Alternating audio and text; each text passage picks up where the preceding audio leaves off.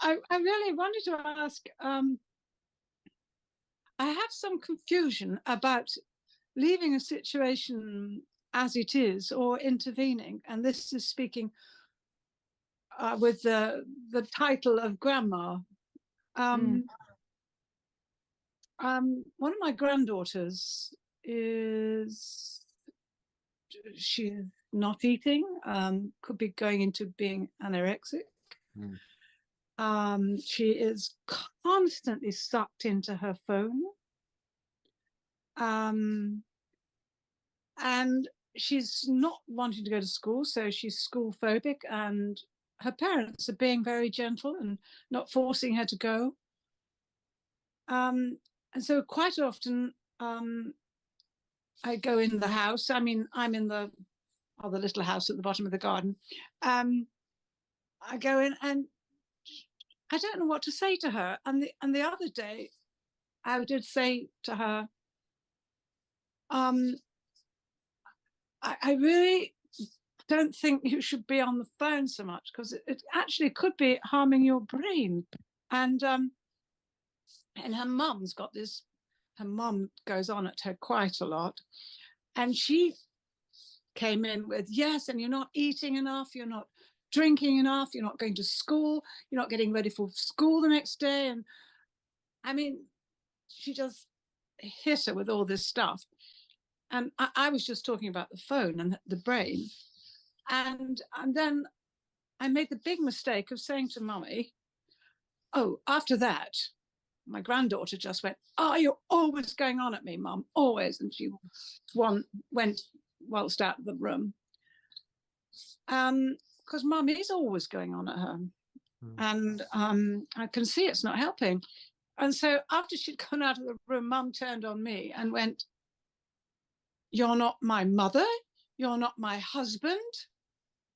And then I said, oh, no, but, and she just went out the room herself. And I said, can we talk about it? No, she can't.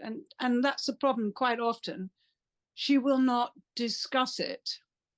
And so then my son, who I was sitting next to, he said, Mum, you shouldn't have said that to her. She's going through a very difficult time at the moment. And she's very stressed, Mama, we're talking about. And I went, yes, I know, but I was just saying, I said to Mum, I don't know if I put this bit in. I said, oh, I think you, after granddaughter left the room, I think you went on at her too much. And that's when she came out at me. You're not my mother, you're not my husband. And then we'll stop. And then my son turned on me and went, yes, Mum, you shouldn't have said that to her. And I went, yes, but I was just talking about the phone. I wasn't talking about not eating, not drinking, not going to school. I was just talking about the phone. And I am her grandma. Surely I can say something. And of course, I said, well, okay, yes, I probably shouldn't have said to Mama, I think you went on too much. And I said a few more words and very nicely and sweetly bowed out and came back to the little house. But when I got here, I felt dreadful. I felt so awful. I felt angry with my daughter-in-law because she never listens to me. And whenever I talk to her, she gives me a few moments and then she's on her phone or she's looking at something else. And so then you gently say, I'll wait till you've got time and I'll talk to you then, you know. So, but it's making me quite mad. And also I'm thinking, well, aren't I grandma? Do I have a right to speak about what I feel is wrong? Or do I just leave it? And so I don't know which better all that is, but well, I probably do. I have a lot to say. The first thing is just to see if I got this right.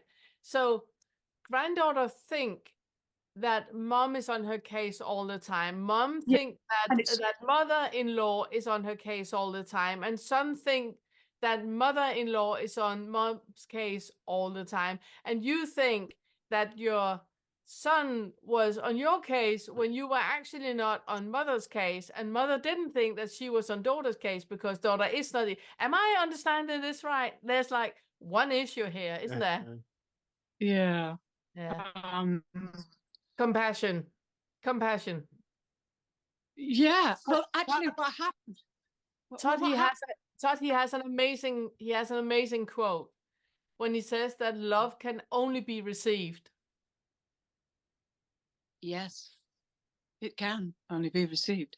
Yeah, Yes, I agree. You cannot forcefully feed your granddaughter with love, so she understands that, you No. know, no. Yes, yes. But I mean, I did actually come back here and I felt dreadful inside. And I was looking at that. Where's that coming from? And then I meditated. And then now I just feel love for them all. But I don't know how to help because I can see they're going through a hell of a time. I mean, I know my daughter, and I'm so careful with what I say to my daughter-in-law, because that's the biggest teacher ever, like daughter-in-law, mother-in-law. And I am trying with all my heart to do my best. And my son's very good. He does listen. But and I don't know how to help my granddaughter anyway. I mean, it's quite serious. I don't know. She's gone thinner and she's... Yeah, the only thing you can do is to give love. Unconditional love. Yeah. That granddaughter, she doesn't have to Yeah. eat. She doesn't have to put the phone down. She doesn't have to go to school. She doesn't have to do anything. And you love her. And daughter-in-law, Yes, she doesn't have to, you know, be kinder. She doesn't have to be, you know, more accepting of her daughter. She doesn't do to anything. And you love her. And for you, you don't have to be the right grandmother in the right way. You don't have to be the right mother-in-law in the right way. You don't have to do anything. And you love you. And I would just add to be available for your granddaughter if she wants to talk. But, you know, teenagers are never going to talk to a parent or a grandparent who they think is on their case. Like, you have to be the safe space for her to go and ask for something when she is open to it. And just saying to her, if you want to come down to my little house and be on your phone and have a cup of tea, then you're welcome. And you don't have to talk to me. You can just have your tea, be on your phone. We don't have to talk. But then I have a feeling that we're together. I do actually go and spend time with her. And I just sit there and I just take some knitting and knit with her. And I say, all right, I'll just sit with you, darling.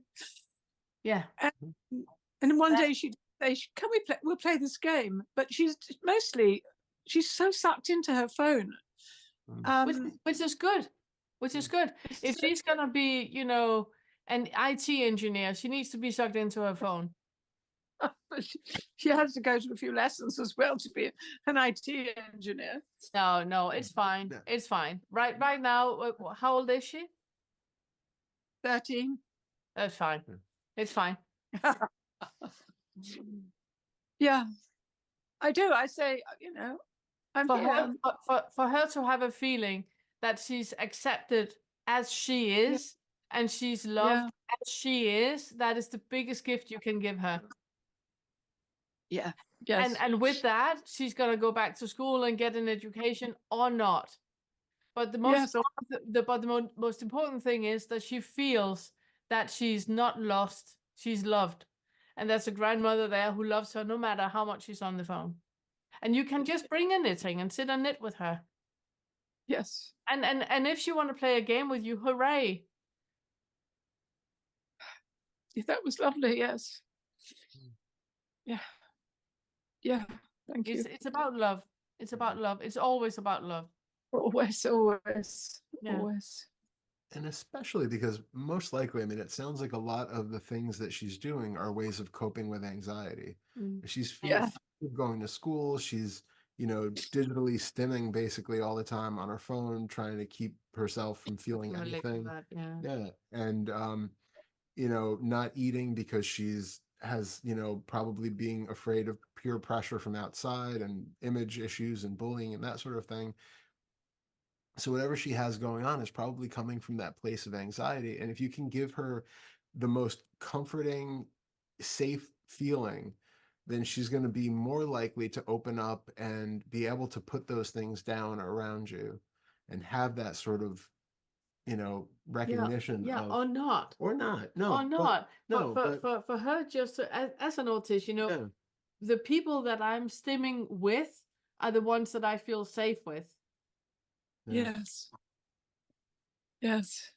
So if she's self-soothing somehow on her phone, then let her self-soothe. Yes. Yes. I think she's also I don't know what it's called, some kind of Korean pop groups, and where the Korean girls are all so perfect. And she's skinny as it to start with.